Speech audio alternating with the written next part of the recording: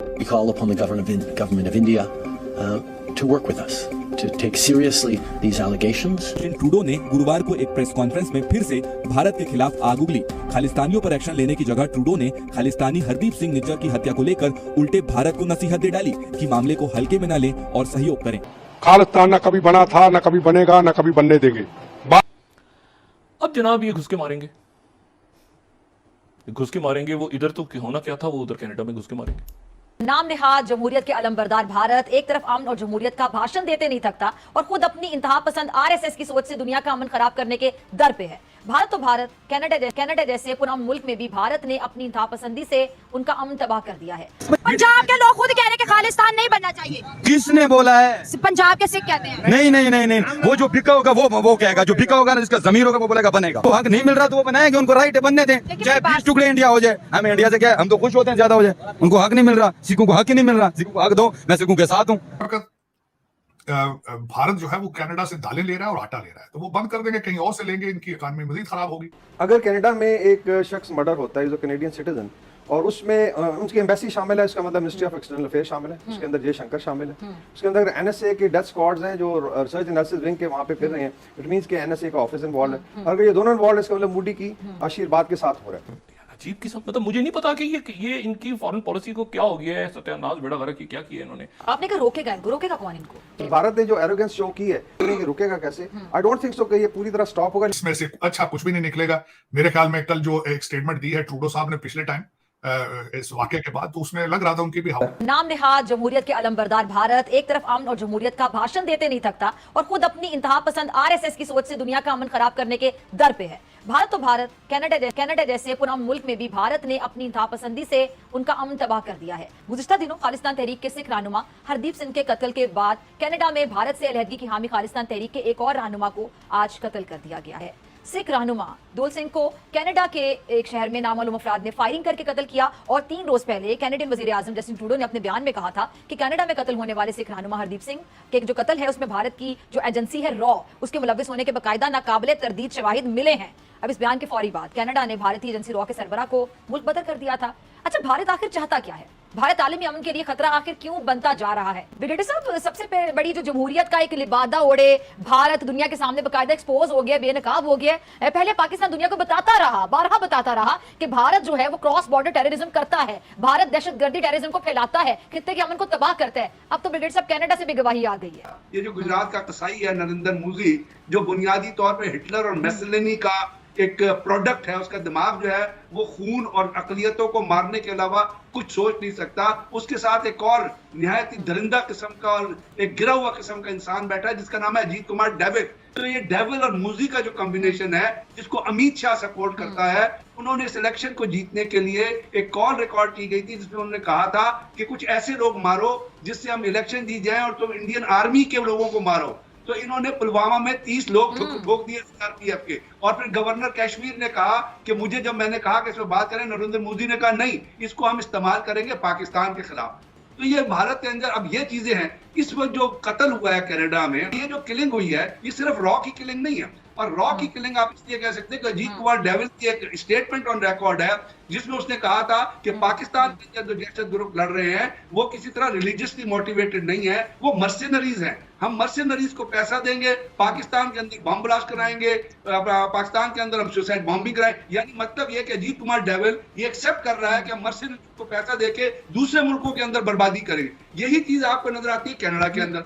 अब कनाडा के अंदर जो नवजोत सिंह का कत्ल हुआ है, वो क्या कर रहा था? वो टेंपल के बाहर खड़ा हुआ था। वो बुनियादी तौर पे इंडिया से, जलंधर से गया था एक लेबर के तौर पे। वहां पर उसने जब देखा कि सिखों के साथ ज्यादती हो रही है, उसने अपनी खालसा तंजीम बना ली। वो सिर्फ खालिस्तान के लिए लॉबिंग कर रहे थे और खालिस्तान के लिए रेफरेंडम कर रहे थे, वो किसी किस्म की दहशतगर्दी में इन्वॉल्व नहीं थे। कनाडा का कानून इस बात की इजाजत देता है। अगर कनाडा में एक शख्स मर्डर होता है जो कैनेडियन सिटीजन और उसमें उनकी एम्बेसी शामिल है, इसका मतलब मिनिस्ट्री ऑफ एक्सटर्नल अफेयर शामिल है, उसके अंदर जयशंकर शामिल है, उसके अंदर एनएसए के डेथ स्क्वाड्स हैं जो रिसर्च एनालिसिस विंग के वहाँ पे फिर रहे हैं। इट मींस के एनएसए का ऑफिस इन्वॉल्व है। अगर ये दोनों इन्वॉल्व है, इसका मतलब मोदी की आशीर्वाद के साथ हो रहा है। आपने कहा रोकेगा कौन इनको? I think now there is internal external pressure चल रहा है। मोदी के सामने से 2024 के इलेक्शन है, आई थिंक मिड जून या जुलाई में होने हैं, and they are looking at 2/3 majority. उसका एक ही फार्मूला है, विद इन इंडिया मुसलमानों को करो, हिंदू मुस्लिम, और आउटसाइड पाकिस्तान और आईएसआई को ब्लेम। झूठे प्रोपेगेंडे करे, फॉल्स फ्लैग ऑपरेशंस करे। तो बेसिकली उसी की तैयारी है। अभी जो ब्लो बैक आ रहा है, ये आई थिंक जो आप बात कर रहे हैं कि रुकेगा कैसे, आई डोंट थिंक सो कि ये पूरी तरह स्टॉप होगा। भारत ने जो एरोगेंस शो की है कि इसको हरदीप सिंह नज्जर को मारा, उसके बाद ये सुखदेवल सिंह की असैसिनेशन होगी, देन खंडा का जो मर्डर है यूके के अंदर, सो वो probably they are stepping up. एक और अफसोसनाक चीज है कि जो गोदी मीडिया और सोशल मीडिया का किरदार है कि दे आर सेलिब्रेटिंग। आज अगर आप सोशल मीडिया देखें, सबसे बड़ा ट्रेंड है जो है खालिस्तान के अगेंस्ट इट सुखदेवल सिंह का मर्डर है, और उसके अंदर वो कह रहे हैं ठोक दिया। फिर इनके एंकर्स लाइक गौरव आर्य, इसको मैं बिल्कुल क्रेडिट नहीं देता, is I would say third rate journalist है, फौजी का टर्न जर्नलिस्ट, वो जो है ओपनली थ्रेटन करता है सिख एक्टिविस्ट को। अभी जस्टिस टूडू को थ्रेटन किया, हम आपको देख लेंगे कि आप अगला इलेक्शन किस तरह जीते। अब जनाब ये घुस के मारेंगे, घुस के मारेंगे। वो इधर तो होना क्या था, वो उधर कनाडा में घुस के मारेंगे। कनाडा ने, जो कि फाइव आइज का मेंबर है, उन्होंने तंग आके, यानी ऐसा नहीं हुआ कि ये, वो कहते हैं ना हादसा एकदम नहीं होता, वो पहले जनाब आए, G20 मुलाकातें हुई, फलां हुआ, ढिमाकना हुआ, ये हुई, उनके संजीदा लोग हैं। उसके बाद वो पब्लिक में गए, पब्लिक से मुराद के हाउस ऑफ कॉमन्स में गए, और उन्होंने चार्जशीट किया, चार्जशीट है ये, और विद स्ट्रॉन्ग एविडेंसेस कि जी हम यहाँ पे वीजे कम कर रहे हैं, कैनेडियन नेशनल्स के वीजे और यहाँ पे स्टाफ। भाई अजीब किस्म, मतलब मुझे नहीं पता कि ये इनकी फॉरेन पॉलिसी को क्या हो गया है, सत्यानाश बेड़ा गर्क की क्या किया इन्होंने। देखिए बात सारी ये है कि इस मामले को कहाँ पे लेके जाना है, और ये नहीं होता अगर ये इस तरह की बातें ना करते, घुस के मारेंगे और ये करेंगे, और अपने पड़ोसियों की, अमेरिका ने इनको, वो कहते हैं ना कि आप कनाडा से ताउन करें। ये जरा खत्म हो जाएगी यूएन इजलास के बाद, अब देखिएगा, हो सकता है इसके दौरान ही बहुत कुछ हो जाए, डॉक्यूमेंट्स वगैरह आ जाए। मैं आपको फिर दोबारा बता रहा हूँ कि वो डॉक्यूमेंट्स दे रहे हैं, मीडिया में लीक हो रही हैं। ये जो सारा भारत में हुआ है, इसको डॉक्टर जयशंकर साहब ने इसको कहा है कि this is the vote bank politics. इसको वाकई लग भी इसी तरह है, क्योंकि ट्रूडो की पॉपुलैरिटी कनाडा में काफी अरसे से जो है वो वीक है, इन्फ्लेशन आउट ऑफ कंट्रोल है, अनएम्प्लॉयमेंट है, सिर्फ घरों को लोग बेच बेच के, जिस तरह पाकिस्तान में प्लाटों की इकानमी है, वहां भी घरों की इकानमी चल रही है, और बहुत बुरा हालात था कनाडा से। बल्कि इससे पहले भी, इस वाकये से पहले ये नोट किया जा रहा था कि भारतीय जो हमारे कैनेडियन थे वो कनाडा को छोड़ छोड़ के तो वापस जा रहे थे। ट्रकिंग की बुरी हालत थी इकानमी, क्योंकि मेरा तो साथ नेबरिंग कंट्री है, बहुत दोस्त है, मुझे पता वाकई इकानमी के हालात क्या थे। लेकिन एक हेड ऑफ स्टेट जो कि कनाडा, एक मैं समझता हूं कि एक बड़ा कंट्री है, उसको बगैर किसी प्रूफ के, बगैर किसी एलिगेशन के अपनी असेंबली के अंदर इतना बड़ा इल्जाम लगा देना, फिर उसके ऊपर इतनी मार्केटिंग करनी, फिर सारी दुनिया को कोशिश करना, साथ लेकर उसको कन्विंस करने की कोशिश, नाकाम कोशिश।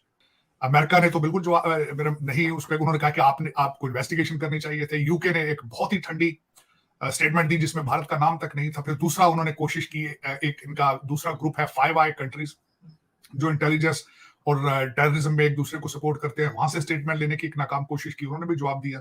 बात है, लोग अब समझते हैं कि Bharat is the fifth largest economy on the planet, so उनके साथ किसी चीज का मजाक जो है वो उनको सूट नहीं करेगा। भारत जो है वो कनाडा से दालें ले रहा है और आटा ले रहा है, तो वो बंद कर देंगे, कहीं और से लेंगे, इनकी इकोनॉमी मजीद खराब होगी।